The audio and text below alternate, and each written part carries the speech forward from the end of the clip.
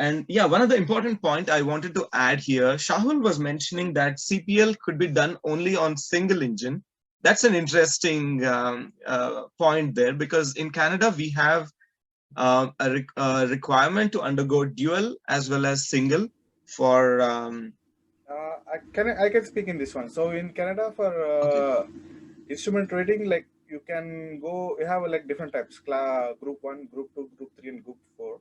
Group Four is for helicopters; it doesn't bother us. So Group Three is like for only single engine, and Group Two is like it's like multi-engine, but it's like centerline one. So you have one engine or one propeller on in the front and one propeller on the back. It's like centerline thrust.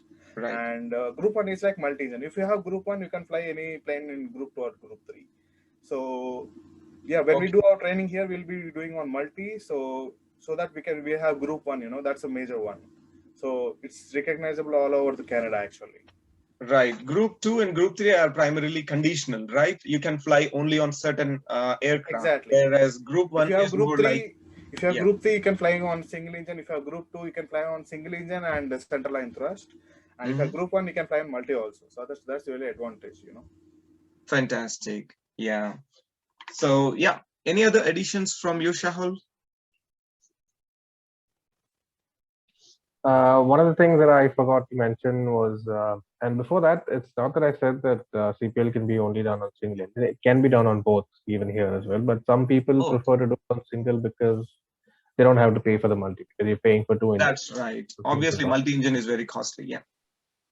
So, but some do require that you have a compulsory MEI, multi-engine instrument rating. So it depends. So mostly for on the safer side, from the in my flight school, by standard it's multi-engine. But if at all you prefer, but they do recommend against it, not to do just in single engine. But anyway, some people prefer to do single engine first, get the CPL, and top of that, get it endorsed by multi-engine. So it can go about, it's about as best as you can get your price from. And one more thing that like to add is the employment in India and in North America. Because in India, you can be employed by any commercial airliner with just two and if provided they give you a vacancy of CPL entry. But in the United States, I'm not sure entirely about Canada, but I think Prithvi can add. But in US, the bare minimum of 250, I don't think a commercial scheduled airliner would be employing you. I think you'll have to get your 1,500 hours of flying done at a general aviation company or as an instructor or anything. I think Prithvi will be able to elaborate on that a bit. Yeah, in Canada we don't have. I mean, we have restrictions, but not for every airline. So some airlines they ask for the just pilots who just graduated. Some airlines, most of the airlines, they ask for 250 hours. So we will be graduating with 200 hours. We need to gain extra 50 hours. So 50 hours, and we have an exam called IATRA. So IATRA, IATRA. So that's like the basic exam you'll give before you give ATPL. So if you do that exam, they'll be hiring you as a first officer directly. So you can delay your ATPL and we can do whenever you want. So for the ATPL, you need like 1,500 hours to get unfrozen. So if you take your ATPL before 1,500 hours, it's called frozen ATPL. So it will get unfrozen when you complete your 1,500 hours. So coming to the restrictions, I think most of the airlines they prefer 250 hours with IATA.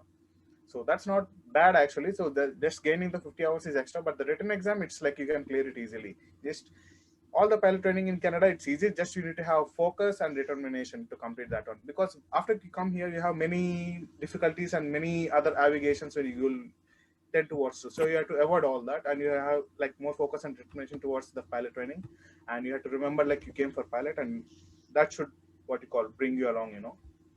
Right. So adding more to the number of hours to get an airline job, it depends on which airline we are speaking about, right?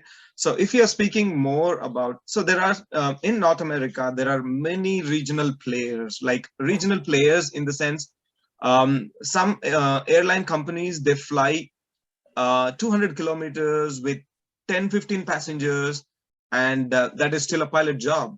And those hours are very precious to you because they have high number of hours. They can give you more hours to your logbook that will help you in getting the 1,500 hour timeline very quickly.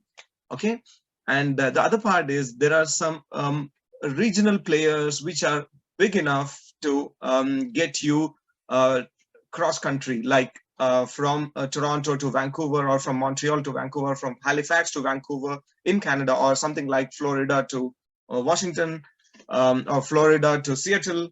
So these regional players, they will be able to recruit cadets upwards of 1,000 hours, because they are more like more serious regional players. We have WestJet, or WestJet in Canada, and we have Delta and some regional players. We have Delta in international segment as well, but Delta does more of Delta, and American Airlines, they have more North American presence than transatlantic or a worldwide presence, right? So 1,000 hours is where regional airlines start filtering your profile from, and 1,500 to 2,000 hours is when you can apply for major international airlines, which are like Air Canada, Air India, Emirates, Etihad, Qatar, and so on and so forth. But yeah, they'll filter based on like which candidate suits us the best. So you want to be there as soon as you can, and you want to get the job with as many hours as you can, similar to how we find profile vetting in IT